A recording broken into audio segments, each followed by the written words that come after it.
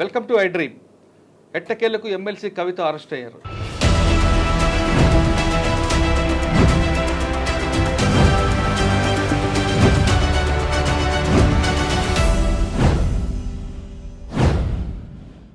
Delhi liquor స్కామ్లో ED అధికారులు ఈరోజు ఉదయం కవిత ఇంటికి వచ్చి దాదాపు 10 గంటల పాటు సెర్చ్ చేశారు. ఆ సోదాల్లో బయటపడతో పాటు గతంలో కవిత ఈడీ ఆఫీస్కి వెళ్ళి ఇచ్చిన సెల్ ఫోన్ ఆధారంగా ఆమెను అరెస్ట్ చేసినట్టు సమాచారం అవుతుంది. అయితే ఈ విషయం తెలుసుకున్న వెంటనే మాజీ మంత్రి కేటీఆర్ హరీష్ రావు కవిత ఇంటికి చేరుకొని ఈడీ అధికారులతో వాగ్వాదం దిగారు. ఒకసారి ఆ విజువల్ చూద్దాం.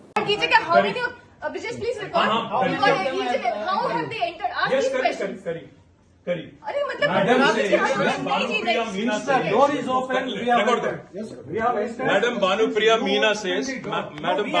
Meena says, search is over and arrest warrant is produced, and now she says, hold on, and now she says we can't come in.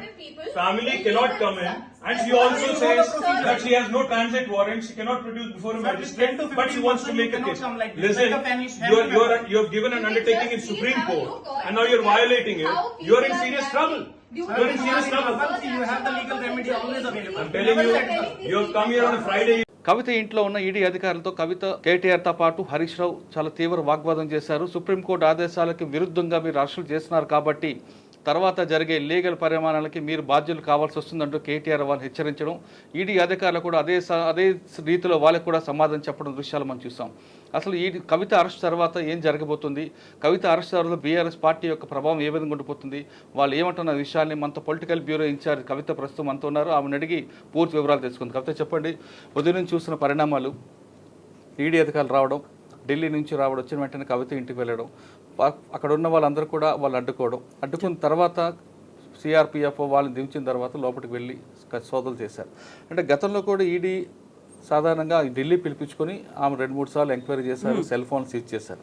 కానీ ఈసారి ఈడీ డైరెక్ట్గా ఇంటికి వచ్చి కవిత ఇంటి తలుపులు కొట్టిందో సోదాలు చేయడం అంటే ఒక పరిణామం. ఫస్ట్ నుంచి బుధి నుంచి కూడా ఆమెను అరెస్ట్ తప్పదు అనేది ఒక ప్రచారం జరుగుతుంది.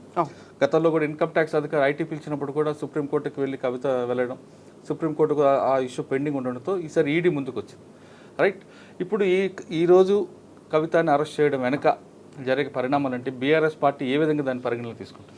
ఎస్, బీఆర్ఎస్ పార్టీతో పాటుగా బీజేపీ ముందు నుంచి ఇదే మాట పదే చెప్తూ వచ్చింది. ఆల్మోస్ట్ ఒక 1 ఇయర్ నుంచి ఈ తతంగం అనేది కొనసాగుతూ వచ్చింది. కవిత అరెస్ట్ ఎప్పటికైనా తప్పదు, కవితను అరెస్ట్ చేసి జైల్లో ఉంచుతామనే మాట బీజేపీ నుంచి వచ్చింది. బట్ ఇప్పుడు మోర్ ఇంట్రెస్టింగ్ థింగ్గా అనిపిస్తోంది, మోదీ హైదరాబాద్లో తిరుగుతున్నారు, రోడ్ షోస్ అవుతున్నాయి. అట్ ద సేమ్ టైం ఎన్నికల షెడ్యూల్ రేపు వస్తుంది అనుకుంటున్నప్పుడు జరిగినటువంటి ఈ ఇన్సిడెంట్ రాజకీయంగా ఎటువైపు వెళ్తుంది, ఓన్లీ ఇది కక్షపూరితంగా జరుగుతుందా అనే దాన్ని కూడా వినిపించింది. అండ్ ఈరోజు సోదాలు జరిగినప్పుడు, ఆ తర్వాత ఈడీ అధికారులు లోపలికి వచ్చినప్పుడు ఇంట్రెస్టింగ్ థింగ్ ఈజ్ అడ్వకేట్లను కూడా లోపలికి రానివ్వకుండా జరగడం అనేది. ముందు నుంచి ఈ కేసుని కవిత తరఫున వాదిస్తూ వచ్చినటువంటి భరత్ కుమార్ కూడా అదే మాట చెప్తూ వచ్చారు, మమ్మల్ని లోపలికి రానివ్వట్లేదు. అండ్ ఏమవుతుందో తెలియదు, సుప్రీంకోర్టులో కేసు ఉన్నప్పుడు ఇలాంటి ఇన్సిడెంట్ ఎందుకు చోటు చేసుకుంది, ఫర్దర్గా ఏం జరుగుతాయి అనేది. బట్ ఇప్పటికైతే కవితను మేము తీసుకెళ్లి ఢిల్లీలో మళ్ళీ మరోసారి విచారణ జరుపుతామని చెప్పినప్పుడు కూడా పొలిటికల్గా అయితే ఇది ఒక సడన్గా టర్న్అవుట్గా మారబోతోంది. బీఆర్ఎస్కి సంబంధించి ఎక్స్పెక్ట్ చేయలేదు, ఇందువల్లే కవితకి నిజామాబాద్ నుంచి స్థానాన్ని కేటాయించలేదు అనేటువంటి వార్త కూడా గతంలో వినిపించింది. సో ఈ అరెస్టులు ఉంటాయి అనేటువంటిది, దీంతో పాటుగా డ్యామేజ్ అనేది చాలా ఎక్కువ జరగబోతోంది కాంగ్రెస్ పార్టీకి అనే మాట కూడా. ఓకే, లీగల్గా తీసుకుంటే అరెస్ట్ వారెంట్ అనేది పోలీస్ వర్క్ ఉంటుంది, కానీ ఈడీ అధికారులకి సెక్షన్ 50 ప్రకారం అరెస్టులు వారెంట్లు ఉండదు, డైరెక్ట్గా సోదా చేయించింది వాళ్ళకు ఉంటుంది. ఇప్పటికే చాలాసార్లు వాళ్ళు ఇండైరెక్ట్గా కవితకి హెచ్చరిస్తూనే ఉంటున్నారు. ఈ నేపథ్యంలో మీరు అన్నట్లుగా ఒకవేళ మోడీ వచ్చి ఉన్న టైంలో అరెస్ట్ చేస్తే బీఆర్ఎస్ పార్టీకి నష్టం అంటారా, లాభం అంటారా? సో ముందు నుంచి కూడా చెప్తున్నది అదే, కవిత అరెస్ట్ ఎట్టి పరిస్థితుల్లోనూ జరుగుతుంది. దీనికి లింక్ అరవింద్ కేజ్రీవాల్తో కూడా పెడుతున్నారు. కవిత అరెస్ట్ అయిన తర్వాత అరవింద్ కేజ్రీవాల్ అరెస్ట్ తప్పకుండా జరుగుతుంది అనేది మీకు గుర్తుండే ఉంటుంది. ఫిబ్రవరి 26న కవిత అక్కడికి వెళ్ళి సిబిఐ ముందు హాజరవ్వాల్సినటువంటి, విచారణ కోసం వెళ్లాల్సినటువంటి పరిస్థితి ఉండే.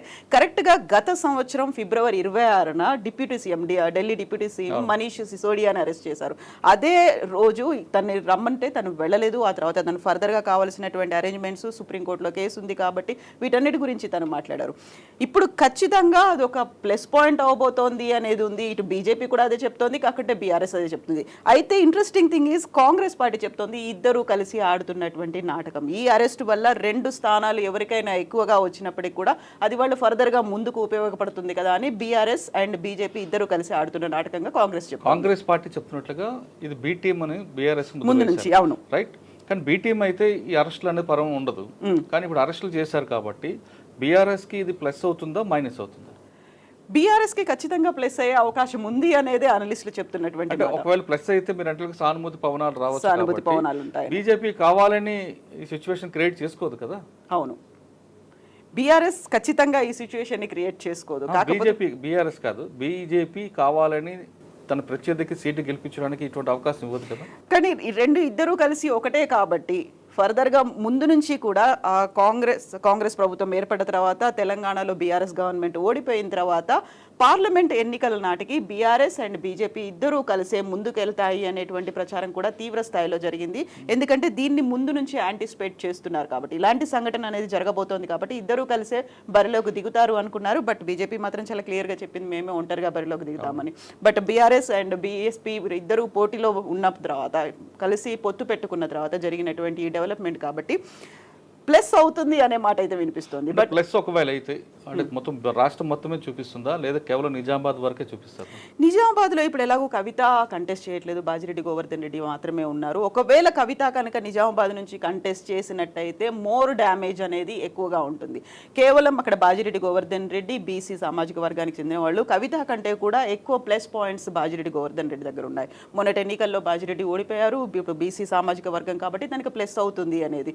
సో ఇప్పుడు ఎలాగో కవిత ఎమ్మెల్సీగా ఉన్నారు, మళ్ళీ ఒక ఫ్యామిలీ పాలిటిక్స్ అనేది మళ్ళీ పెరుగుతాయి. ఒక ఫ్యామిలీ మెంబర్ని, కవితని మళ్ళీ అక్కడ బరిలోకి దించడం వల్ల ఇప్పటికే 2 ఉన్నారు, 3 ఉన్నారు, 4 ఉన్నారు అనేటువంటిది వస్తోంది కాబట్టి కవితని కాస్త పక్కన పెట్టారు.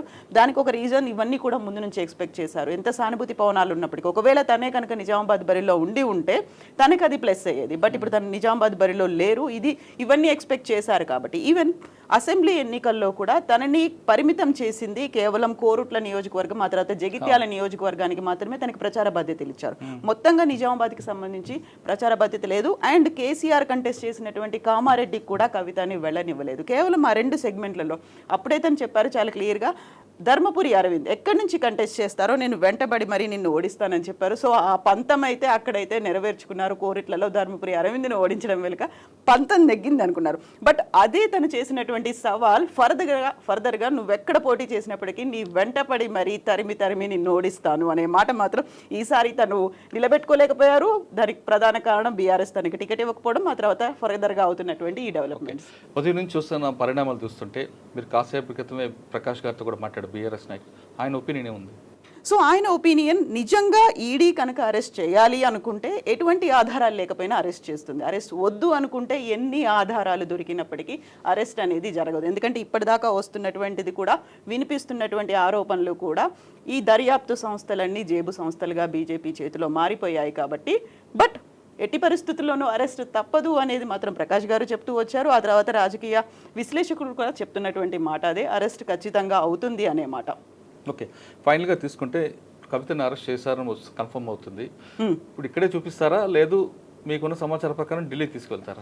సో ఇప్పటికైతే ఈడీ అఫీషియల్స్ వీళ్ళెవరు కూడా హైదరాబాద్లో తన్ని అరెస్ట్ చేసినట్టుగా చెప్పట్లేదు. ట్రాన్సిట్ ఆర్డర్ లేదు కాబట్టి మీరు ఎలా ముందుకు వస్తారు, మమ్మల్ని ఎందుకు రానివ్వట్లేదు అనేది ఇమ్మీడియట్గా అక్కడికి చేరుకున్నటువంటి హరీష్ రావుతో పాటుగా కేటీఆర్ కూడా ఈడీ అధికారులతో వాగ్వివాదం జరుగుతోంది. ఆ తర్వాత ఇక్కడి నుంచి తనని ఢిల్లీకి తీసుకెళ్తారు. ఢిల్లీకి ఫర్దర్గా ఇంకా విచారణ కొనసాగాల్సినటువంటి అవసరం ఉంది కాబట్టి ఢిల్లీకి తీసుకెళ్లిన తర్వాత మాత్రమే తనకి అరెస్టుకు సంబంధించినటువంటి సమాచారం వస్తుంది అని అనుకుంటాను. వాట్ డు యు థింక్, మీరు అదే అనుకుంటున్నారా? సాధారణంగా తీసుకుంటే ఈడీకి సిబిఐకి చాలా డిఫరెన్స్ కనిపిస్తుంటుంది. ఇప్పుడున్న మనకున్న సమాచారం ప్రకారం ఈడీకి చాలా పవర్ఫుల్ సెక్షన్స్ ఉంటాయి. సెక్షన్ 50 అనేది చాలా ఇంపార్టెంట్ ఉంటుంది. కవిత చెప్తున్నట్లుగా బీఆర్ఎస్ ఒకవేళ కవిత అరెస్ట్ చేస్తే బీఆర్ఎస్కే ఎక్కువగా ప్లస్ కనిపిస్తుంది కాబట్టి ఈ రాజకీయ విశ్లేషణ పక్కన పెడితే లీగల్గా తీసుకుంటే మాత్రం కవిత అరెస్ట్ అనేది కన్ఫర్మ్ అయింది. ఆమెను ఢిల్లీకి తీసుకెళ్లి అక్కడ ఢిల్లీ లిక్కర్ స్కామ్ ఢిల్లీలో ఉంది కాబట్టి అక్కడ కోర్టులో ప్రొడ్యూస్ చేసిన తర్వాతే మిగతా విషయాలు వస్తాయి. కానీ ప్రస్తుతం ట్రాన్సిట్ వారెంట్ ప్రకారం ఆమెను ఢిల్లీకి తీసుకెళ్తారు. ఇది 24 అవర్స్ టైం ఉంటుంది కాబట్టి రేపు సాయంత్రం వరకు ఆమె ఢిల్లీలో కోర్టులో ప్రొడ్యూస్ అవకాశం ఉంది. ఇది కవిత అరెస్టుపై కవితతో పాటు మిగతా రాజకీయ నాయకుల విశ్లేషణ. దీనిపై మరింత సమాచారం ఐటమ్ చూస్తూనే ఉండండి.